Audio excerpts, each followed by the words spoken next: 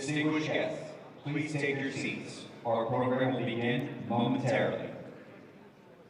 Invités distingués, veuillez prendre vos places. Le programme commencera bientôt.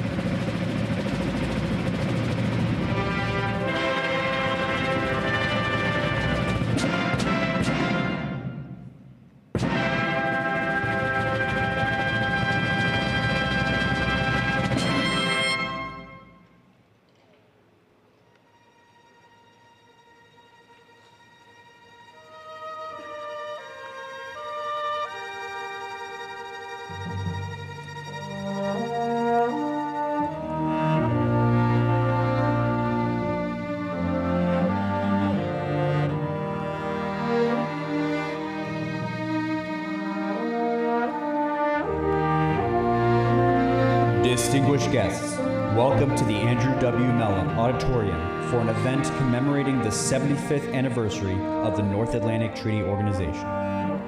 Invités distingués, bienvenue à l'Auditorium Andrew W. Mellon pour la commémoration du 75e anniversaire de l'Organisation du Traité de l'Atlantique Nord.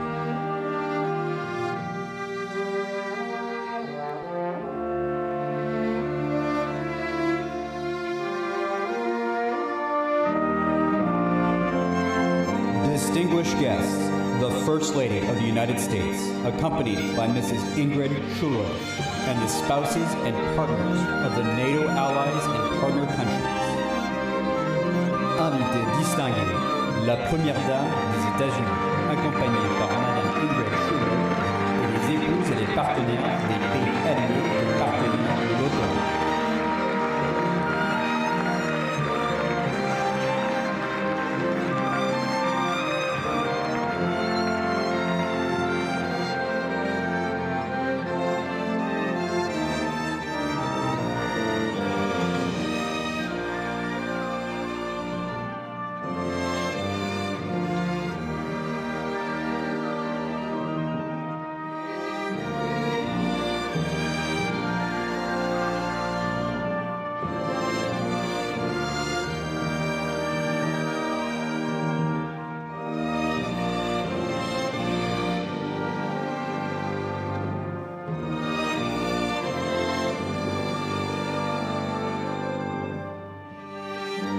Distinguished guests, the Chiefs of Delegation of the European Union, Ukraine, and the North Atlantic Treaty Organization Indo-Pacific Partner Countries.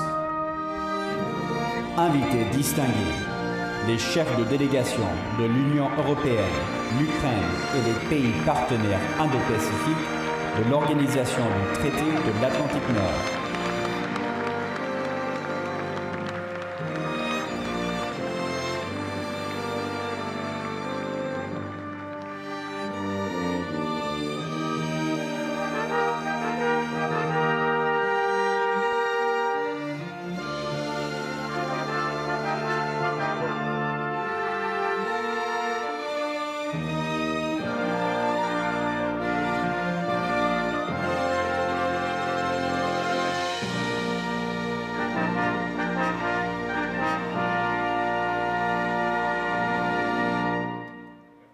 Distinguished guests, the President of the United States, accompanied by the Secretary General of the North Atlantic Treaty Organization and the NATO Allied leaders.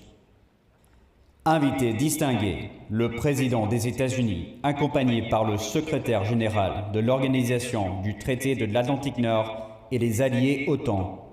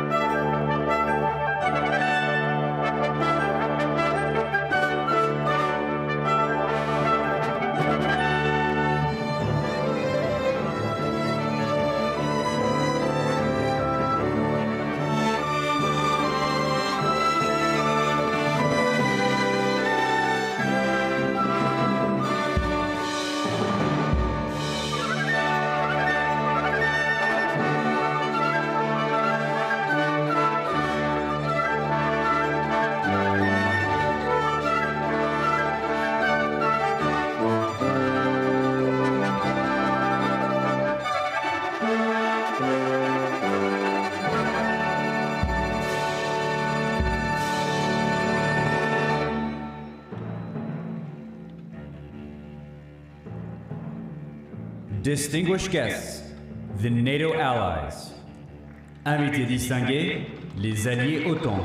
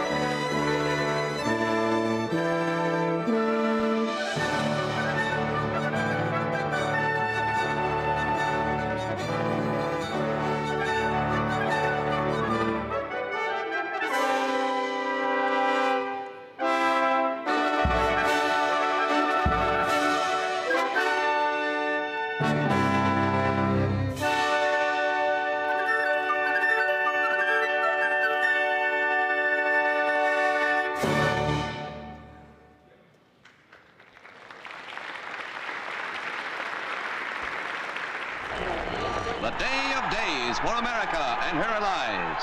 Celebrations throughout the country at the end of the greatest war in history. In April 1949, 12 nations came together in Washington to sign the North Atlantic Treaty. The Russians had not demobilized. They retained overwhelmingly the largest force in Europe. From Budapest come the first pictures of the battle which has shaken the world. In Berlin, bricks, mortar, wire make up what decent people call the Wall of Shame. More Russian troops were on Czechoslovak soil than were Americans in Vietnam. It appears military forces are crossing the border. A platoon of troops deployed this morning around the main airport in Crimea. President Putin ordered atrocious acts of aggression against innocent people.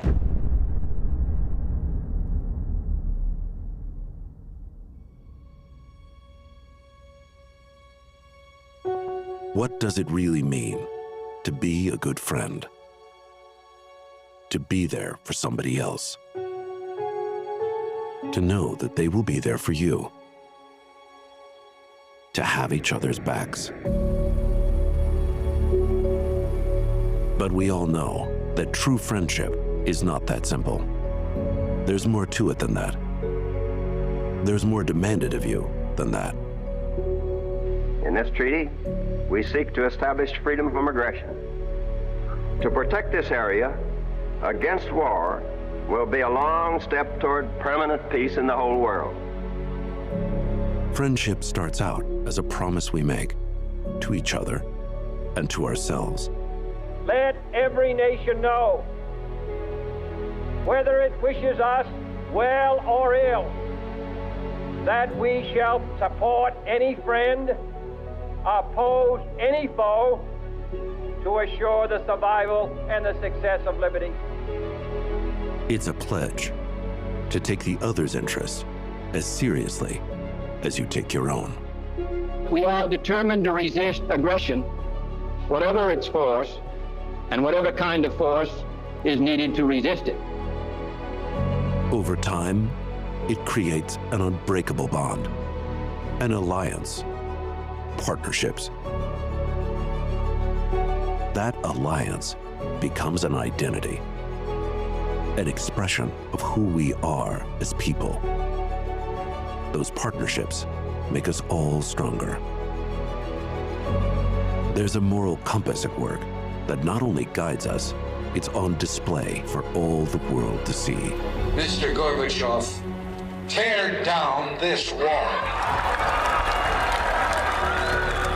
The dangers of acting are far outweighed by the dangers of not acting. Dangers to defenseless people and to our national interests.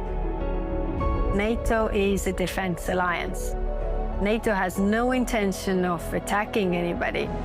It's to increase the capabilities for defense. In an uncertain and chaotic world, it removes a measure of doubt and offers us the chance to help shape our own destiny. NATO soldiers trying to rescue trapped residents carried children to safety. Like a stone that skips across the water, a good friendship creates a ripple through space and time. It touches everyone we know and everyone who will ever know us. Take the story of one boy in Bosnia who was 5 years old when the war came to his doorstep. I remember the tanks coming into our city. Sitting outside on my steps of where we lived, suddenly I heard a whistling sound. Had no clue what it was. And then a rocket hit my kindergarten right in front of me.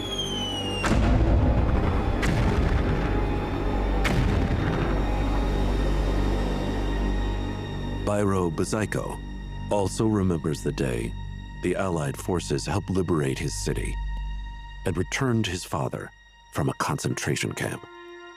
I'll never forget the night that my dad finally came home. I remember waking up and not recognizing the man in front of me. I could see every bone in his body.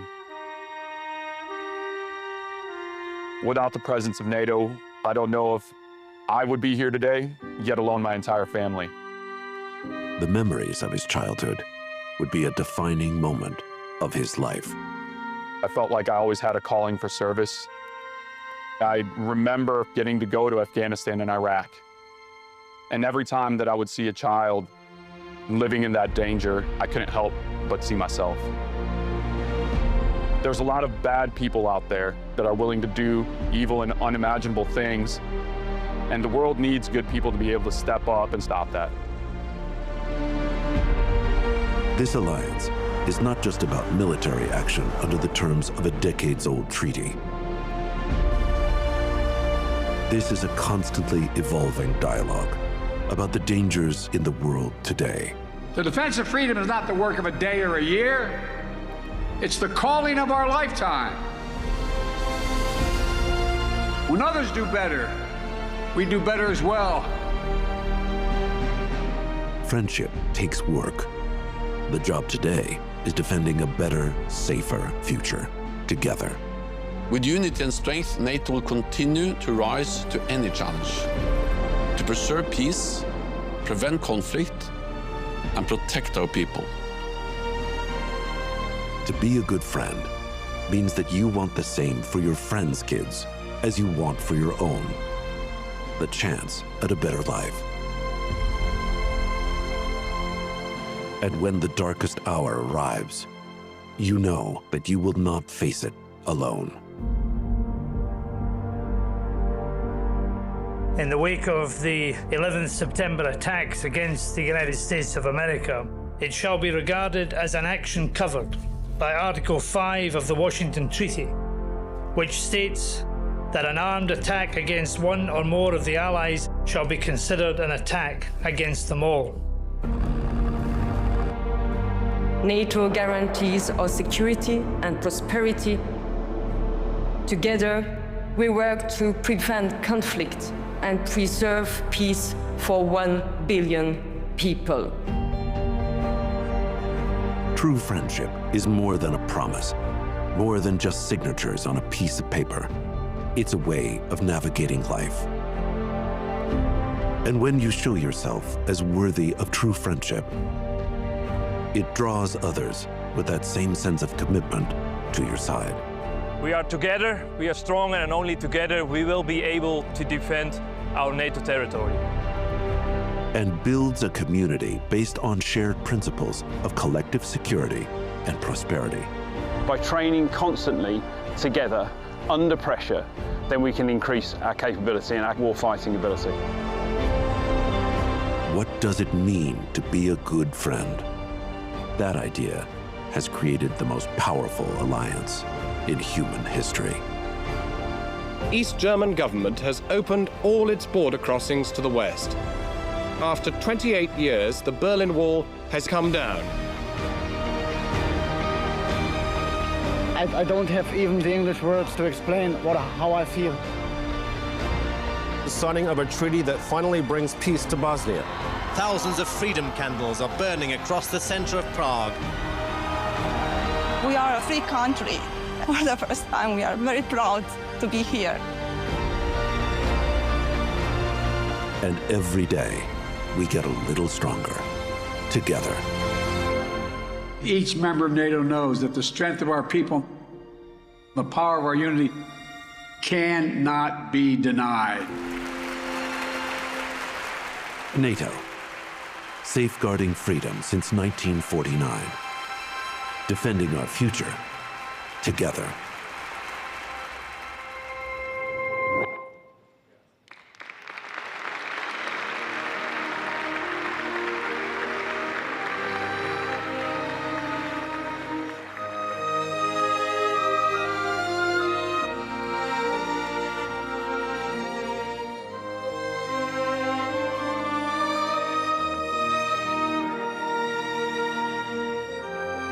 Distinguished guests, Master Sergeant Byro Buzaiko, United States Marine Corps.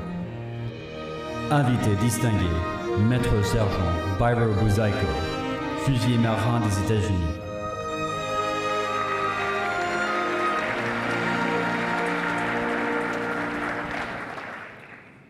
Tonight we gather to celebrate resilience, courage, and the power of transformative experiences. Mr. President, leaders, and distinguished guests, my own journey has been shaped by two profound chapters: my father's survival in a concentration camp and my service in the Marine Corps. These experiences have instilled in me resilience, offered invaluable perspective, and deepened my appreciation for life's complexities. They underscore the importance of individuals who their courage and sacrifice go beyond the call of duty.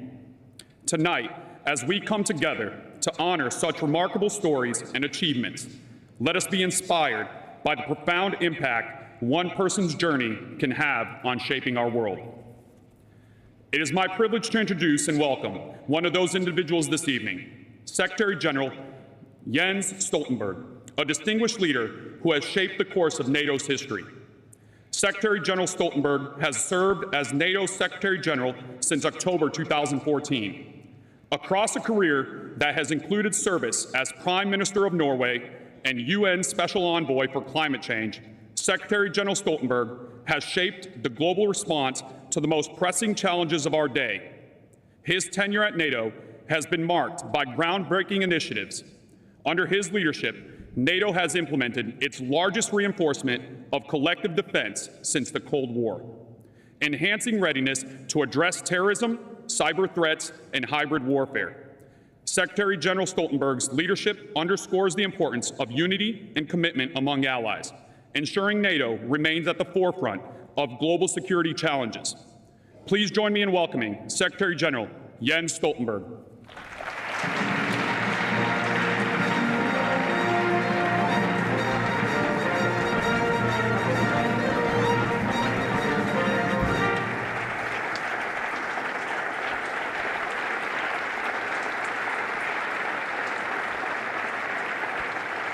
Thank you. President Biden, heads of state and government, excellencies, ladies and gentlemen. It is a great honor to be with you here today, and it's good to see so many friends. 75 years ago, in this very room, NATO's founding document, the Washington Treaty, was signed. Our alliance was created by people who had lived through two devastating world wars. They knew only too well the horror, the suffering, and the terrible human cost of war. They were determined that this should never happen again. So they founded NATO with a clear purpose: to preserve peace and safeguard freedom. A solemn promise, an ironclad commitment to protect each other, one for all and all for one. I have great respect for the Washington Treaty, not least because it is so short. Just 14 paragraphs, only a few pages. Never have so few words meant so much to so many. Peace has been preserved, freedom has been safeguarded. That makes NATO the most successful alliance in history. When I arrived at NATO 10 years ago, I was told that while it may be the most successful alliance in history, it was not the longest lasting. That honor belonged to the Delian League of ancient Greek city-states. But the League lasted 74 years. So in this 75th anniversary of our alliance, we can finally say that NATO is not only the most successful and the strongest, but also the longest lasting alliance in history.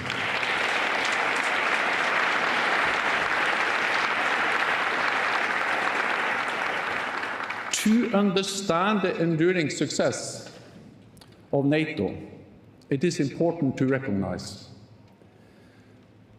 our transatlantic alliance was never a given.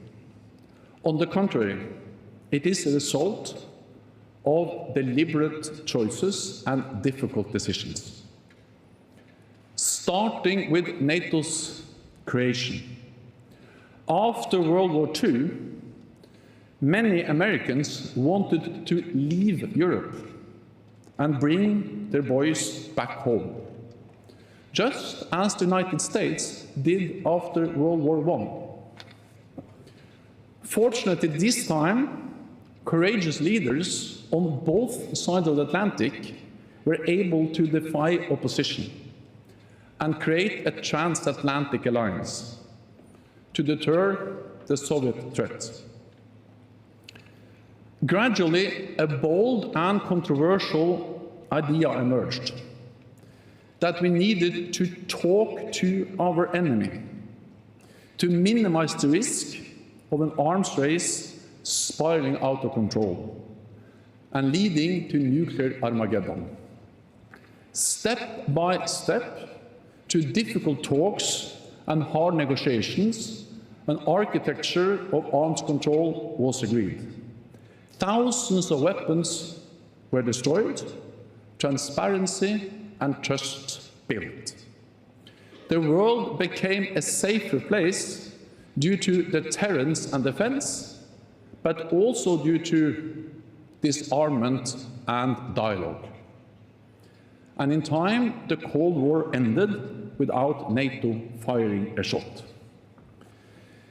This opened an historic window of opportunity and brought us to another critical decision: whether to enlarge NATO and welcome all adversaries as new allies. The countries of the former Warsaw Pact had already made their choice. They all wanted to join our alliance. Towering personalities like Lech Walesa and Václav Havel led the way. The question was whether we were ready to open our door. Some feared that enlargement would dilute and weaken NATO and provoke Moscow. Just as at previous crossroads, it was not an obvious choice. It was not an easy decision, and it took time. But in the end, we stood up for the right of every nation to choose its own path. We opened NATO's door. Hardly any decision in modern history has changed Europe more profoundly. NATO enlargement unified Europe in a way that was previously unthinkable, paved the way for EU integration, and brought peace and prosperity across the continent. Allies showed clarity and determination then, as we must continue to do now. Russia's war against Ukraine is the biggest security crisis in generations. Ukraine has shown remarkable courage, and NATO allies have provided unprecedented support. But let's be honest, not even our support for Ukraine has been a given. It is not straightforward, because our support comes with costs and risks. The reality is there are no cost-free options with an aggressive Russia as a neighbor. There are no risk-free options in a war. And remember, the biggest cost and the greatest risk will be if Russia wins in Ukraine. We cannot let that happen.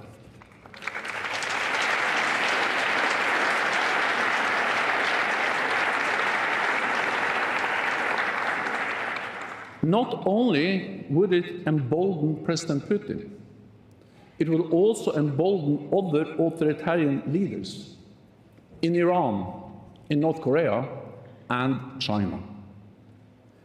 They all support Russia's brutal war. They all want NATO to fail. So the outcome of this war will shape global security for decades to come. The time to stand for freedom and democracy is now. The place is Ukraine.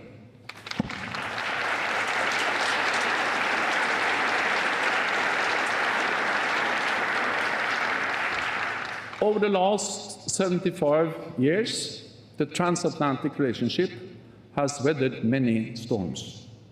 We are bound together not only by interests, but also by history, tradition, and values. But our alliance should not be taken for granted. It was not a given in 1949. It is not a given now. And it will not be a given in the decades to come. Everyone in this room has the responsibility as political leaders, as experts, as citizens. We must show the same courage and determination in the future as was demonstrated in the past when NATO was founded and shaped. The future of our alliance depends not least on our men and women in uniform. They put their lives on the line each and every day to keep us safe. Yesterday, I laid a wreath at Arlington National Cemetery to pay my respects for those who have made the ultimate sacrifice. We owe them an eternal debt of gratitude. We honor them all. Mr. President, dear friends, our alliance is not perfect, and we will continue to face difficult decisions in the future. I do not know what the next crisis will be, but I do know that we are at our best when we take difficult decisions with political courage and moral clarity. And I know that we are stronger and safer together in NATO. It is good to have friends. Thank you.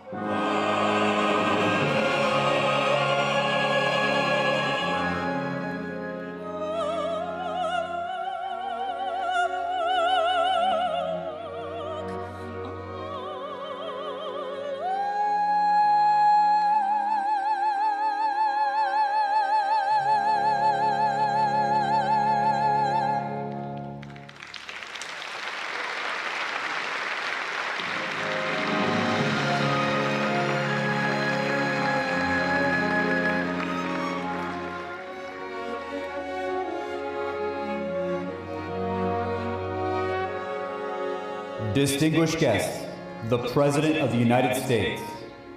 Invité distingué, le Président des États-Unis.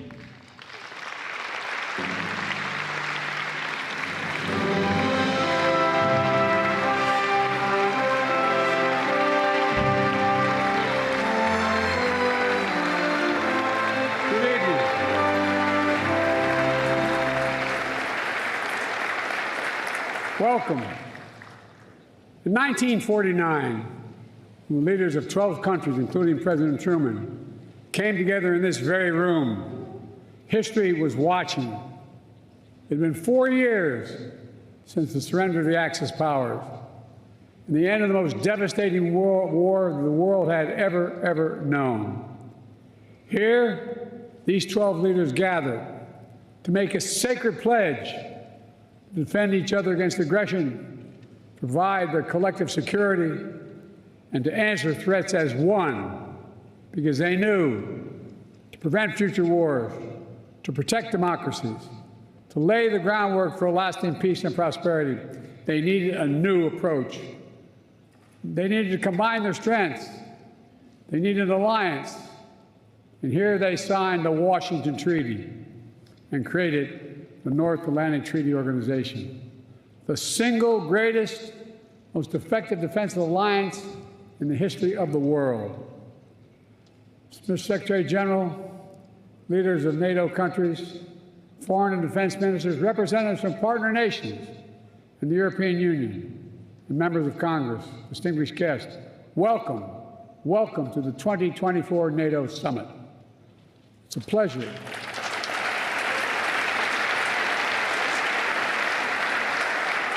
It's a pleasure to host you in this milestone year, to look back with pride at all we've achieved and look ahead to our shared future with strength and with resolve. Together, we rebuilt Europe from the ruins of war, held high the torch of liberty during long decades of the Cold War. When former adversaries became fellow democracies, we welcomed them into the alliance. When war broke out in the Balkans, we intervened to restore peace and stop ethnic cleansing. And when the United States was attacked on September 11th, our NATO allies, all of you, stood with us, invoking Article 5 for the first time in NATO history, treating an attack on us as an attack on all of us. A breathtaking display of friendship that the American people will never, ever forget.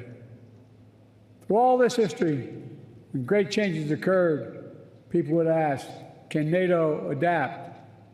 And every time we proved we could adapt, and we did, evolving our strategy to stay ahead of threats, reaching out to new partners to increase our effectiveness.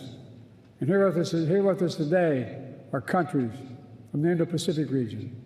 They're here because they have a stake in our success, and we have a stake in theirs. Today, NATO is more powerful than ever, 32 nations strong. For years, Finland and Sweden were among our closest partners. Now they have chosen to officially join NATO, and because of the power and meaning of Article 5 guarantee, that's the reason. It was the most important aspect of the alliance in 1949, and it is still the most important aspect. I'd also note, Finland and Sweden joined the alliance not just because their leaders sought it, because their citizens called for it in overwhelming numbers. Remember, NATO's character is fundamentally democratic, always has been and always must continue to be. And today, NATO is better resourced than it ever has been. I want to pause on this because it's significant. In the year 2020, the year I was elected president, only 9 NATO allies are spending 2% of their defense GDP on defense. This year, 23 will spend at least 2%. And some will spend more than that. And the remaining countries that have not yet reached that milestone will get there soon. This remarkable progress, proof that our commitment is broad and deep, that we're ready, that we're willing, we're able to deter aggression. and defend every inch of NATO territory across every domain: land, air, sea, cyber, and space. My friends, it's good that we're stronger than ever, because this moment in history calls for our collective strength. Autocrats want to overturn global order, which is by and large kept for nearly 80 years and counting. Terrorist groups continue to plot evil schemes to cause mayhem and chaos and suffering. In Europe, Putin's war of aggression against Ukraine continues, and Putin wants nothing less than Ukraine's total subjugation, to end Ukraine's democracy, to destroy Ukraine's culture, and to wipe Ukraine off the map. And we know Putin won't stop at Ukraine. But make no mistake, Ukraine can and will stop Putin.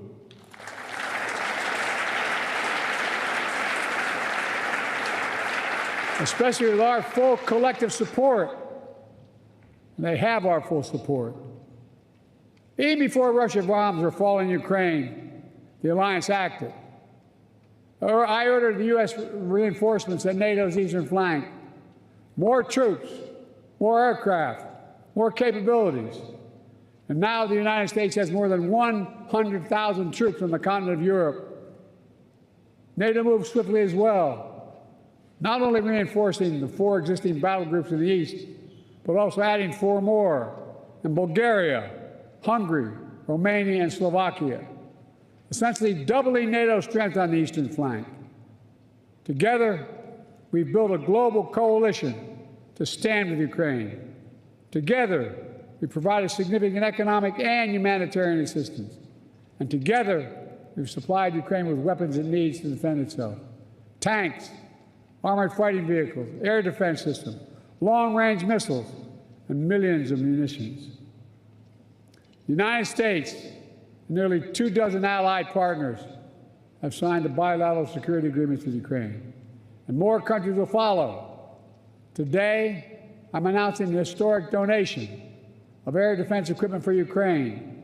The United States, Germany, the Netherlands, Romania, and Italy will provide Ukraine with the equipment for 5 additional strategic air defense systems. And in the coming months, the United States and our partners intend to provide Ukraine with dozens of additional tactical air defense systems. The United States will make sure that when we export critical air defense interceptors, Ukraine goes to the front of the line.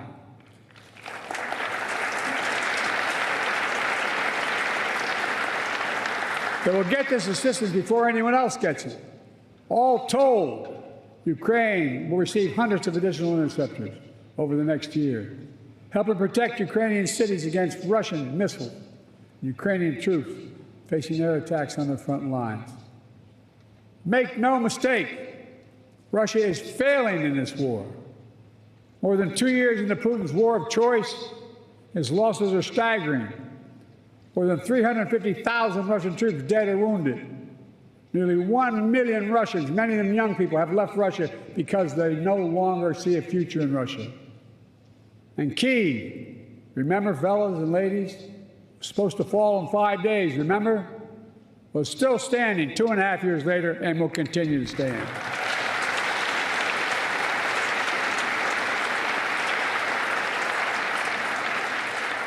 All of the allies knew that before this war, Putin thought NATO would break. Today, NATO is stronger than it's ever been in its history. When this senseless war began, Ukraine was a free country. Today, it is still a free country. And the war will end with Ukraine remaining a free and independent country. Russia will not prevail. Ukraine will prevail. Ladies and gentlemen, this is a pivotal moment for Europe, for the transatlantic community, and I might add for the world. Let's remember, the fact that NATO remains the bulwark of global security did not happen by accident. It wasn't inevitable. Again and again at critical moments, we chose unity over disunion, progress over retreat, freedom over tyranny, hope over fear, again and again we stood behind our shared vision of a peaceful and prosperous transatlantic community. Here at this summit, we gather to proclaim NATO is ready and able to secure that vision today and well into the future.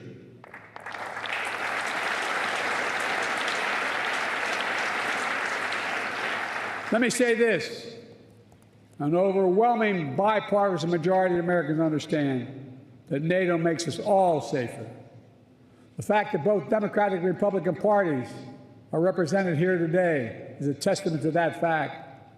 The American people know that all the progress we've made in the past 75 years has happened behind the shield of NATO. And the American people understand what would happen if there was no NATO.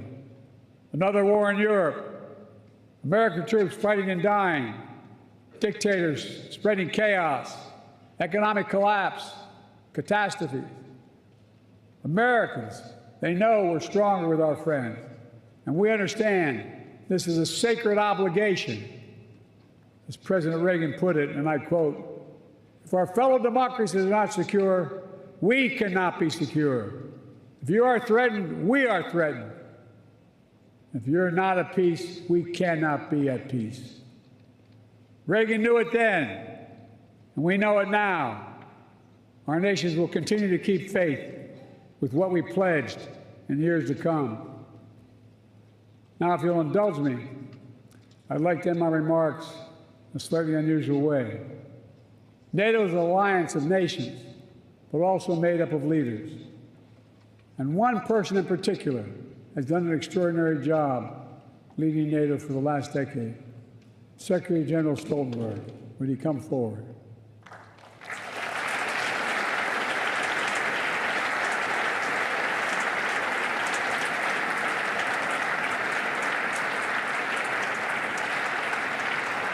So much of the progress we've made in the alliance is thanks to the Secretary.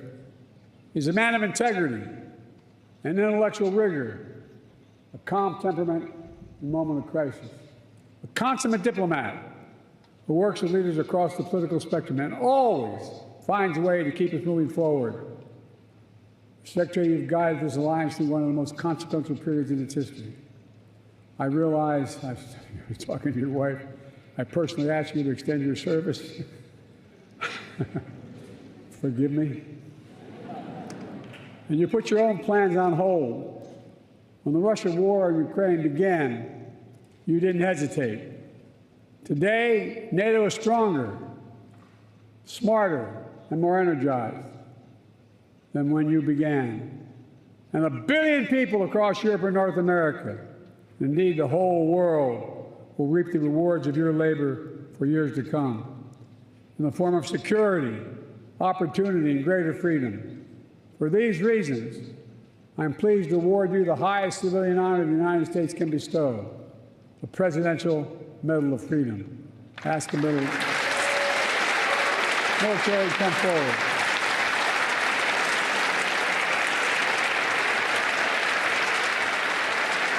I'm asking to read the citation.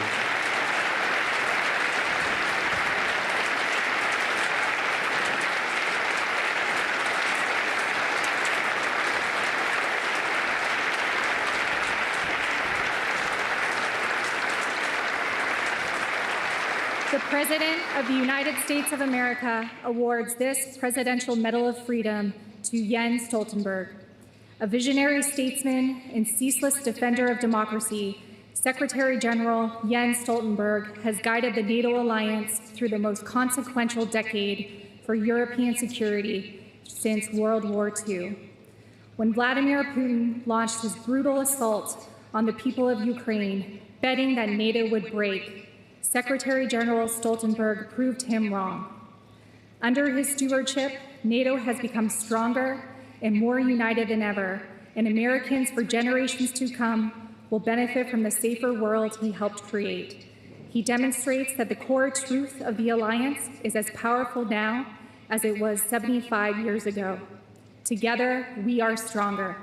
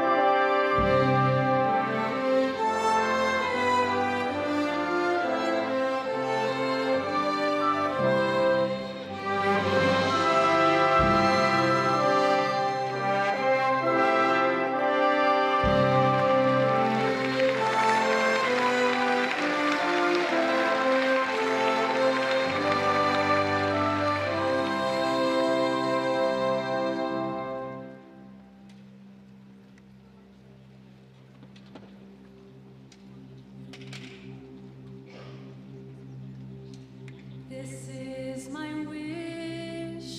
my wish for the world, that peace would find its way to every boy and girl. This is the time for harmony. Let love be the song that everybody sings. Lift your light and let it shine. Every voice and everyone, let there be peace on earth. Let there be peace on earth. Lift your light and let it shine. Let it shine, shine, shine. Let every voice be heard. Let there be peace on earth. I hear the sweetest sound, the sound of hope to come. Together we can bring goodwill to everyone. Let it start with you. Let it start with me. Let every nation rise and sing this melody. Lift your voice and let it shine. Loud the bells and raise your voice. Let there be peace on earth. Let there be peace on earth. Lift your light and let it shine. Let it shine, shine. Let every voice be heard. Let there be peace on earth. Let every voice be heard. Let there be peace on earth. Let there be peace on earth, and let it begin with me. Let there be peace on earth, the peace that was meant to be.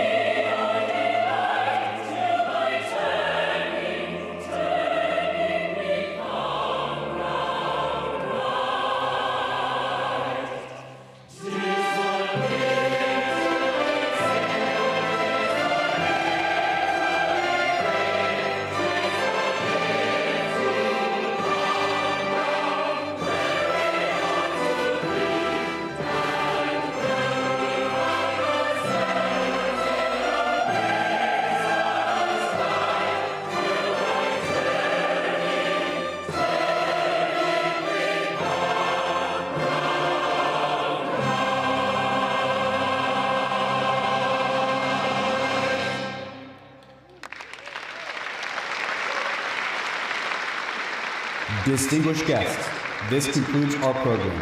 Please rise for the retirement of the colors and remain at your seats for the departure of the leaders and spouses. Invités distingués, ceci conclut le programme. Veuillez rester debout pour la retraite des couleurs et restez à vos sièges pour le départ des dirigeants et épouses.